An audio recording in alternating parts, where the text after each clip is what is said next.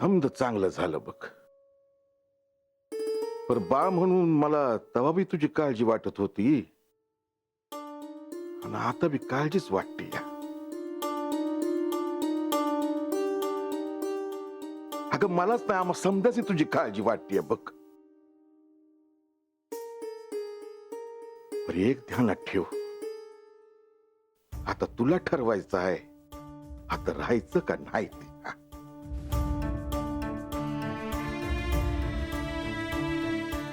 आता तूच ठरव, आता राहायचं का जेजुरी सोडून चंदनपूरला जायचं ते.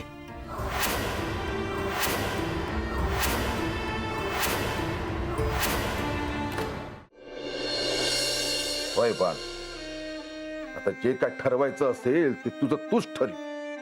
आम्ही कोणी सांगते म्हणून नग करू, तुझं तूच ठरव. आता राहायचं का चंदनपूरला जायचं ते.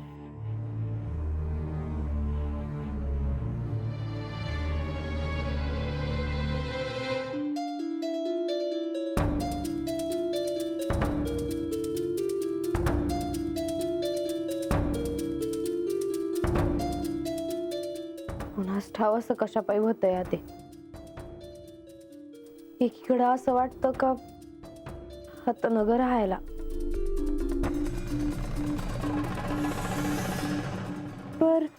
पर दुसरीकडे असं बी वाटतंय का असं करून नाही चालायचं. म्या हात राहायच हो. मला तर या बानुचं काय बी कळना झालंय. आता आम्ही किती बी सांगितलं तरी ऐकणार आहेस वय तू? अगं लक्ष्मी देवी येऊन सांगून गेल्या तुला आणि अजून तुझं समाधान नाही झालं? अगं मावशी, लक्ष्मी देवी मला जे म्हणल्या ते समज पटतंय मला, आणि म्हणूनच मी विचार करते का काय करायचं आणि काय नग ते. आताच्या लक्ष्मी देवी येऊन गेल्या नसत्या तर त्या हात नसते बघ. आता पतुरपार जेजुरीच्या मोहरत चंदनपुरीच्या वाटेनं चालत असतो आपण. वय पर देव तर तुम्हासनी म्हणलं होतं, तेसनी सांगितलंय बिगर हातनं जायचं नाही म्हणून. तेसनी काय वाटलं असतं तुम्ही असं न सांगता गेल्या? कुणास ठाव. बानू, ऐक माझं. देवासनी बी असंच वाटतंय तू हातच राहावं म्हणून. त्याचा विचार कर.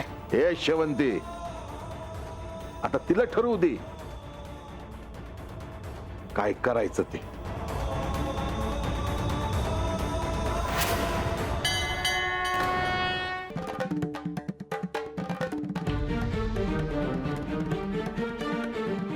काही काम होतं का?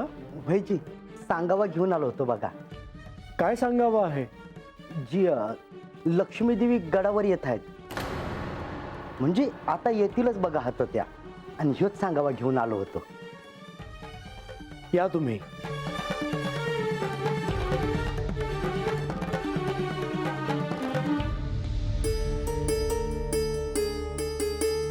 मला लक्ष्मी देवींना भेटायला हवं.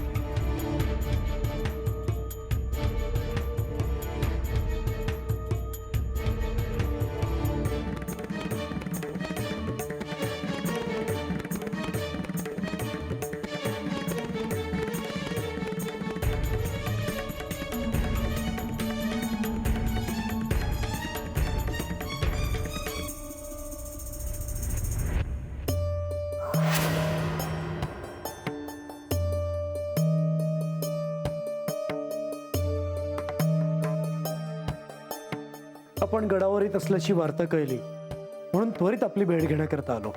मला देखील तुम्हाला भेटायचं होतंच. माणाईने काय ठरवलं आहे? म्हणजे तिने जेजुरी सोडून न जाण्याचा निर्णय घेतला आहे की नाही?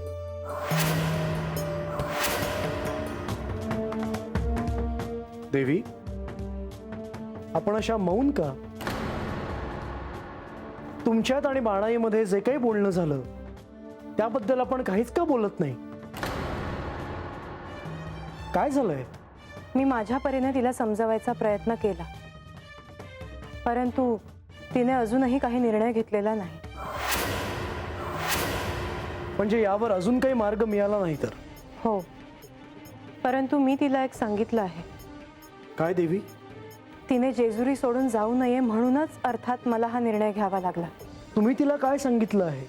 तिला राजसभेत मानाचं स्थान मिळावं अशी तिची अपेक्षा होती, आणि तसं होईल असं मी तिला सांगितलं. देवी, यावर आपलं बोलणं होणं आवश्यक होतं. हो, आता यावर्षी म्हाळसा देवी काय म्हणतील? त्यांना ही गोष्ट आवडणार नाही. मला ठाऊक आहे, परंतु त्या क्षणी माझ्या पुढे दुसरा कुठलाही मार्ग नव्हता, त्यामुळे मला हा निर्णय घ्यावा लागला. आता आपण आधी श्री खंडेराय आणि श्री म्हाळसा देवी यांची भेट घेऊ. तुमच्यात जे बोलणं झालं ते त्यांना सांगणं आवश्यक आहे. हो, निघूया. चला.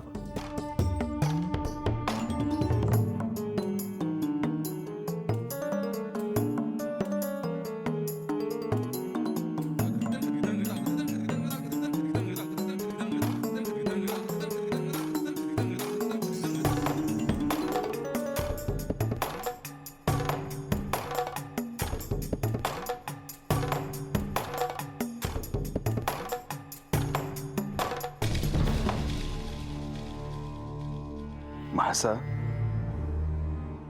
मी तुम्हालाच भेटायला आले आहे.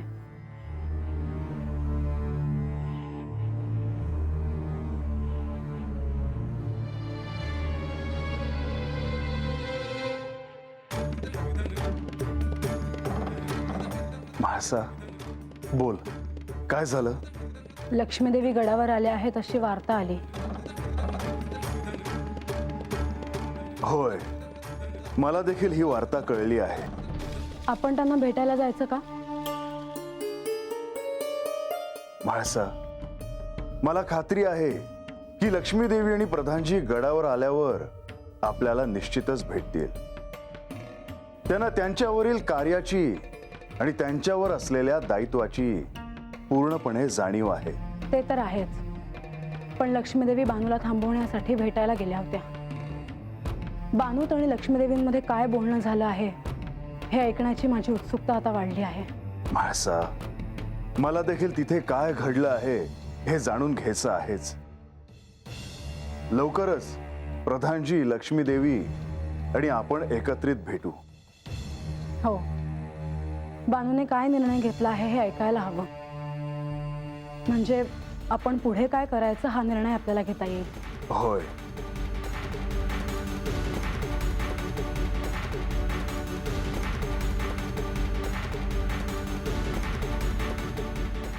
प्रधानजी, लक्ष्मी देवी, तुमची आणि बानूची भेट झाली आहे ना?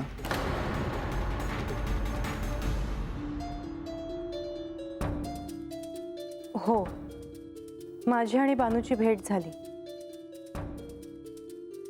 तिच्याशी बोलता आलं. तिच्या मनात अनेक गोष्टी होत्या, त्याविषयी जाणून घेता आलं. आणि महत्त्वाचं म्हणजे तिनेही जेजुरी सोडून जाऊ नये ह्यासाठी मी तिला माझ्या परीने समजावण्याचा प्रयत्न केला. मला लक्ष्मी देवींनी सांगितलं आहे का मला माझी मानाची जागा मिळेल. आणि नाही मिळाली तर?